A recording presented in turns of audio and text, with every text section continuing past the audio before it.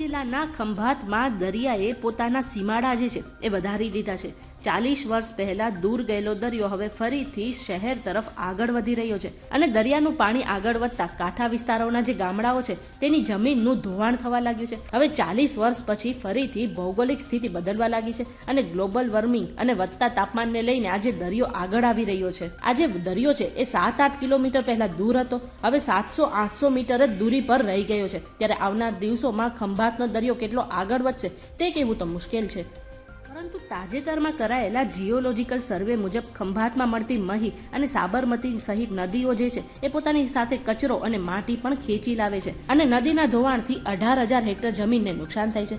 તાલુકાના 70થી વધુ ગામોમાં દરિયાકાંઠાની જમીનોનો કોતરોમાં ફેરવાઈ ગઈ છે અને આગળ વધતા દરિયાની સ્થિતિ સામે ખંભાત નગરપાલિકાએ અત્યારથી સાવચેતીના પગલાં પણ ભરી લીધા છે અને જાનહાનિ ન થાય આ માટે દરિયા પાસે લોકોની અવરજવર પર પણ પ્રતિબંધ મૂકી દેવામાં આવ્યો છે। ત્યારે આ બાબતે તમે શું વિચારો છો, કમેન્ટ કરીને જરૂરથી જણાવી દેજો।